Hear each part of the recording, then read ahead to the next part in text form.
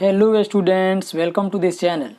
तो आज के ट्यूटोरियल में मैं 12th क्लास के मैथमेटिक्स में एनसीईआरटी बुक का एक्सरसाइज 12.1 का क्वेश्चन नंबर 1 का सॉल्यूशन बता रहा हूं। सो आप इस ट्यूटोरियल को अंत तक जरूर देखिएगा।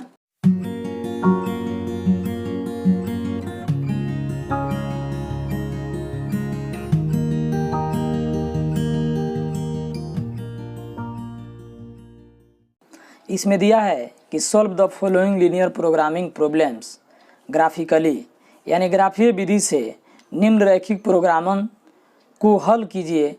तो यहाँ क्वेश्चन नंबर 1 में दिया है मैक्सिमाइज जेड इक्वल टू इतना और सब्जेक्ट टू द कॉन्टेंट्स दिया है आपका इतना। तो यहाँ पे हम लोग सबसे पहले नोट करते हैं बाबू कि अकॉर्डिंग टू क्वेश्चन, प्रश्न के अनुसार, और नोट करेंगे यहाँ मैक्सिमाइज z इक्वल टू तो 3x प्लस 4y। फिर उसके बाद यहाँ नोट करेंगे सब्जेक्ट टू द कॉन्ट्रेंट्स, और इसमें आपका x plus y less than equal to 4, इसका नाम देंगे इक्वेशन फर्स्ट। फिर इसके बाद x greater than equal to 0 और y greater than equal to 0, तो इसका नाम देंगे इक्वेशन सेकेंड। दोनों का एक साथ ही नाम दे देंगे। अब इसके बाद यहाँ पे नोट करेंगे द करेस्पॉन्डिंग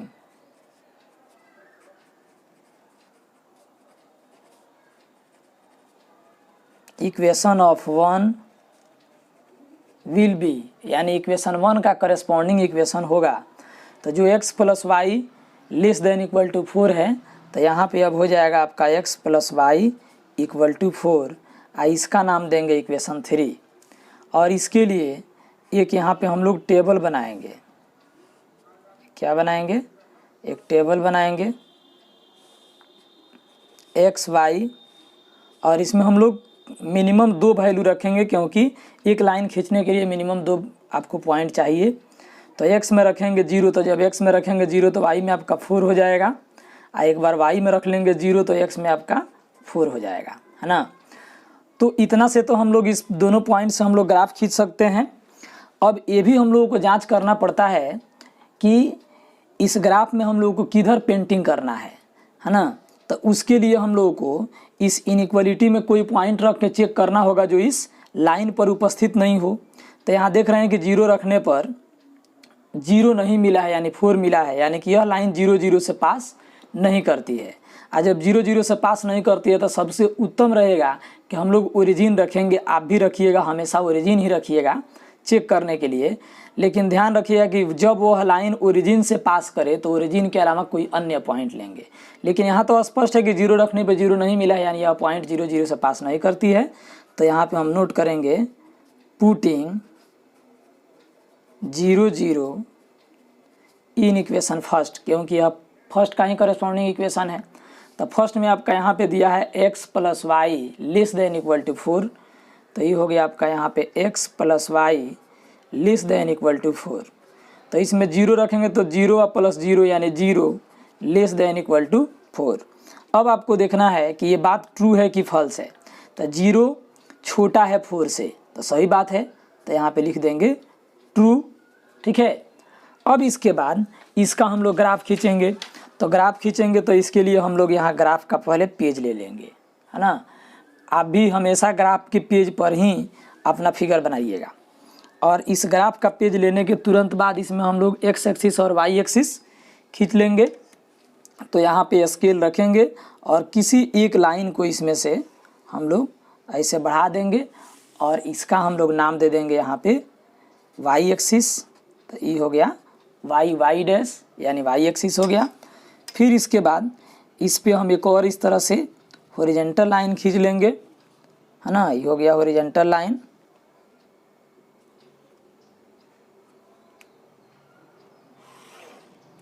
और इसका नाम दे देंगे हम x एक्सिस, यानी x और x डैश, ठीक है। तो इस प्रकार हम लोग इसमें ये 2 ठो हम लोग इसमें लाइन जो है खींच लिए। अब इसके बाद इसमें हम लोग ये मान लिए कि 1 है, ये 2 है, 3 है, 4 है, 5 है, इसी तरह इसमें भी 1 2 3 4 5, ठीक है।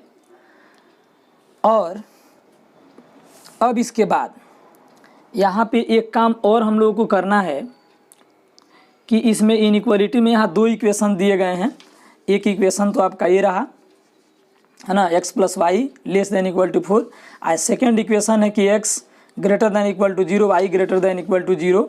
तो इसके लिए भी यहाँ पे हम लोग नोट कर देंगे द करेस्पॉन्डिंग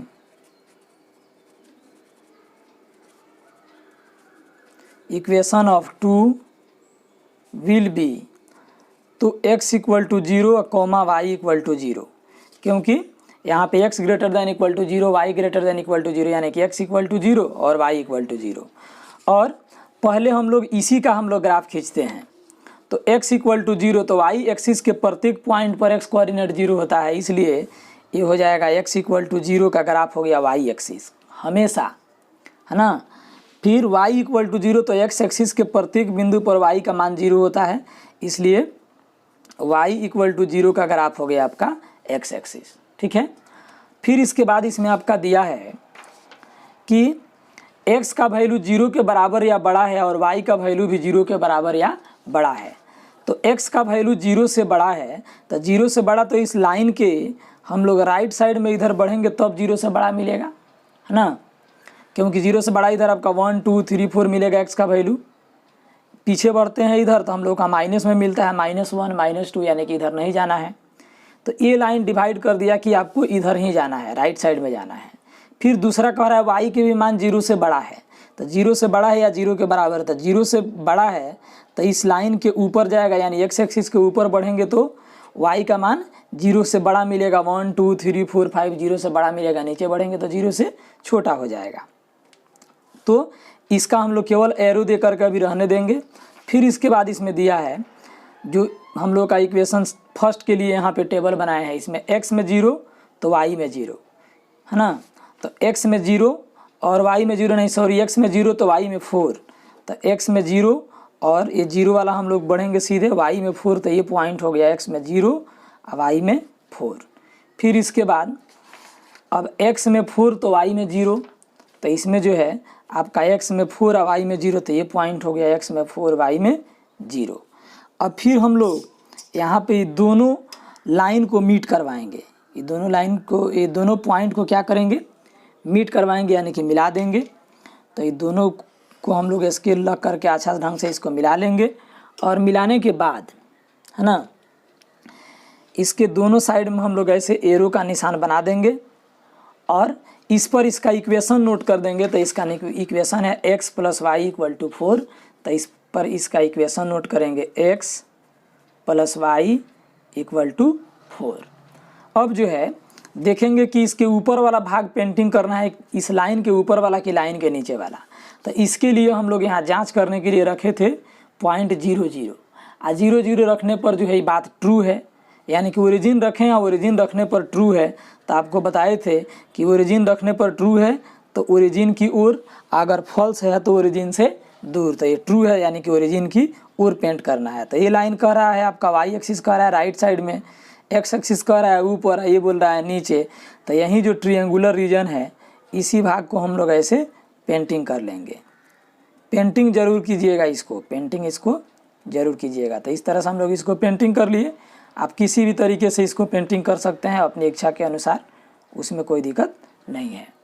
अब जैसे हम लोग यहाँ पे इसको पेंटिंग कर लिए, है ना, तो पेंटिंग करने के बाद अब इसका जो है कॉर्नर पॉइंट का हम लोग कुछ नाम देते हैं। जैसे इसका नाम देंगे A, ये ऑलरेडी O है और O का कोऑर्डिनेट 0 0 होता है, और यहाँ पे B हो गया, है ना।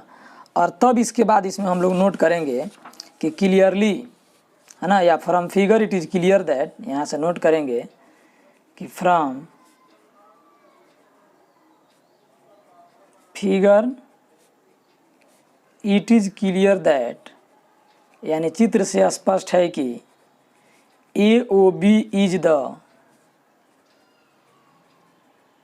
सॉल्यूशन रीजन, है ना, यानी कि चित्र से स्पष्ट है, फिगर से स्पष्ट है कि AOB जो ट्रिएंगुलर भाग है यही हम लोगों का सॉल्यूशन रीजन है, ठीक है।